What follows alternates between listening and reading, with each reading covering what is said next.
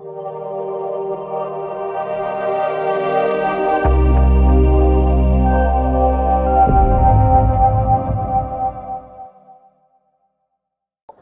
27, 28, 29 జరుగు మహానాడు కార్యక్రమానికి కోవూరు మండలం రాచర్లపాడు వద్ద ఈ రోజైతే మహానాడు జరుగు ప్రాంతంలో భూమి పూజ కార్యక్రమాన్ని నిర్వహించారు. ఈ కార్యక్రమానికి పెద్ద ఎత్తున జనాలు రావడం జరిగింది. అలాగే నాయకులు, మంత్రులు, ఎంపీలు, మొత్తం ఎమ్మెల్యేలు అందరూ రావడం జరిగింది. ఈ కార్యక్రమానికి ముఖ్యంగా చూస్తే మినీ మహానాడు జరిగినట్లుగా ఈరోజు ప్రజలు చూస్తే చాలా పెద్ద ఎత్తున రావడం జరిగింది.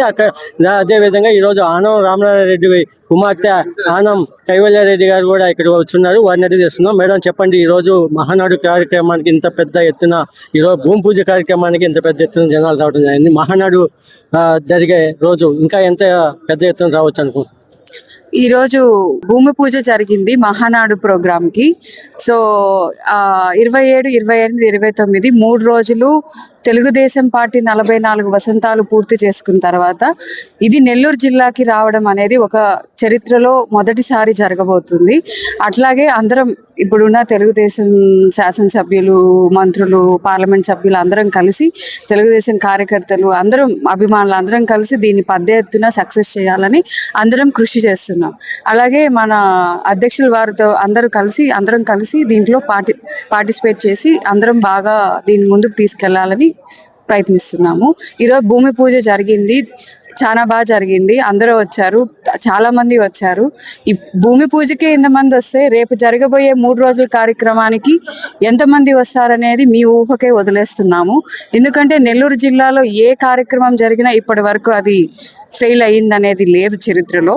ఇప్పుడు అలానే దీన్ని ఖచ్చితంగా అందరం కలిసి, మా నాన్నగారు గారితో కలిసి నేను కూడా దీంట్లో పార్టిసిపేట్ చేద్దామని ముందుకు వచ్చాను. ఈరోజు మహానాడు కార్యక్రమం, మీ నాన్నగారు ఈరోజు మినిస్టర్గా ఉన్నారు. ఈరోజు మీ ప్రాంతంలో ఈరోజు మహానాడు కార్యక్రమం జరుగుతుంది. ఎలా ఉంది? ఫీల్ ఎలా ఉంది? నేను యువగలం పాదయాత్ర చేసేటప్పుడే, లోకేష్ అన్నతో తిరిగేటప్పుడే నేను ముందుగానే చెప్పానన్న, ఇది ఒక ప్రపంచంగా మారబోతుంది. నెల్లూరు జిల్లా చరిత్రలో ఎన్నడూ జరగని యువగలాన్ని ఆయన పాదయాత్రగా వచ్చినప్పుడు దీన్ని ఎలా అయితే సక్సెస్ చేసి ఆయన జిల్లా నుంచి దాటించామో, ఇది కూడా మళ్ళా ఇంకొక అవకాశం మాకు వచ్చింది. అది ముఖ్యమంత్రి వాళ్ళు శ్రీ నారా చంద్రబాబు నాయుడు గారు అండ్ మన నేషనల్ విద్యా ఐటీ శాఖ మంత్రి వాళ్ళు, వర్కింగ్ ప్రెసిడెంట్గా కొత్తగా ఎన్నికైన నారా లోకేష్ అన్న మా మీద భరోసా పెట్టి ఈరోజు మన జిల్లాకి ఇంత పెద్ద కార్యక్రమాన్ని అప్పచెప్పడం అనేది మాకు అదృష్టంగా భావిస్తున్నాను. ఈరోజు కొత్త జనరేషన్ ఎవరైతే వస్తున్నారో, ఎవరైతే రాజకీయాల్లోకి రావాలని ఆ లోకేష్ అన్నను చూసి ఎవరైతే ఇన్స్పైర్ అయ్యి మేము కూడా వస్తాము పొలిటికల్గా అనుకునే వాళ్ళు, నాలాగా ఎంతో మందికి ఇది ఒక అవకాశం. ఖచ్చితంగా కష్టపడి పనిచేయాలి. లోకేష్ అన్నది ఇది ఒక ఫస్ట్ టైం ఆయన వర్కింగ్ ప్రెసిడెంట్గా పార్టీకి రావడం.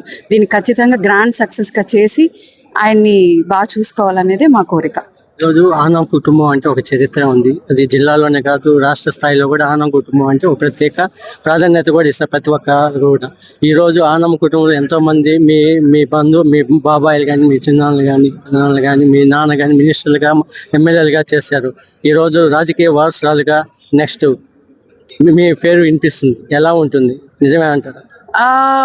ఈ వారసురాలుగా అనేది ఏముండదు అన్న, అది ఊరికే ట్యాగ్ లైన్ మటుకే. ఎవరి కష్టం వాళ్ళదే.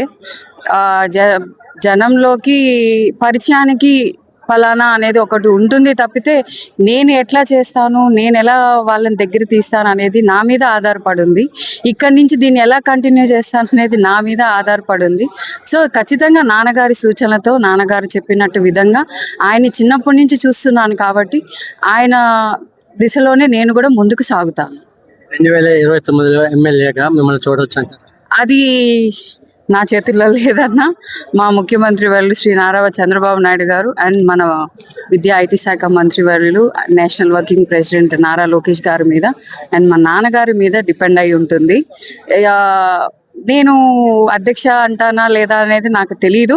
బట్ ఖచ్చితంగా నేను ఒక కార్యకర్తగా అయితే మా నాన్నగారితో ఉండి ఆత్మకూరు నియోజక ప్రజలకి ఎప్పుడు అందుబాటులో ఉంటా. కష్టపడి నేను ఈ మహానాడు ప్రోగ్రాంలో కష్టపడి పనిచేయాలని నేను ఈరోజు ముందుకు దిగాను.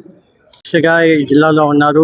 ఆయన ఆదేశాలతో ఆధ్వర్యంలో ఈరోజు మహానాడు కార్యక్రమం ఇక్కడ నిర్వహించడం మాకెంతో సంతోషంగా ఉంది.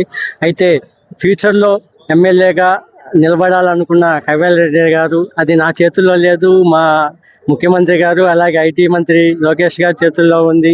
వారు ఎలా చెప్తే అలా చేస్తామని చెప్తున్నారు. అయితే ఎన్ని వేళ ఆత్మకూరు ప్రజలకు మా నాన్నగారితో వెన్నంటి ఉండి వారికి ఎప్పుడూ అందుబాటులో ఉంటాము, ఏ కార్యక్రమాలు చేస్తామని చెప్పేసి ఈరోజు ఆనం కైవేల్ రెడ్డి గారు అయితే తెలియజేయడం జరిగింది. కెమెరా పర్సన్ హరీష్తో మధు, సిఎండి న్యూస్, రాచలపాడు నుంచి. ముఖ్య గమనిక, మా హాస్పిటల్ నందు డాక్టర్ ఎన్టీఆర్ వైద్య సేవ అందించబడెను. పేదలందరికీ ఆధునిక వైద్యం చేయబడెను. Malinidevi multi speciality hospital, Christian పేట, 5వ line, Kavali. Doctor Gottipati Malinidevi MBBS, MS, OBGY, కాన్పులు మరియు గర్భకోశ వ్యాధి నిపుణులు. మాలినీదేవి మల్టీ స్పెషాలిటీ హాస్పిటల్ నందు అందించు వైద్య సేవలు: సాధారణ కాన్పులు, సిజేరియన్లు, లాప్రోస్కోపిక్ ద్వారా గర్భసంచికి సంబంధించిన ఆపరేషన్లు, ట్యూబెక్టమీ, పిల్లలు లేకుండా operation, high risk pregnancy, ectopic pregnancy మరియు గర్భసంచి నీటి బుడగలు, గర్భసంచి జారిన ఆపరేషన్లు, రొమ్ముగడ్డలకు చికిత్స, నెలసరి ఇబ్బందులకు చికిత్స, మెనోపాజ్ సమస్యలకు చికిత్స చేయబడును. స్త్రీలకు సంబంధించిన అన్ని సమస్యలకు చికిత్స చేయబడును. Doctor Battina Narendra Babu MBBS, MS, general and laparoscopic surgeon.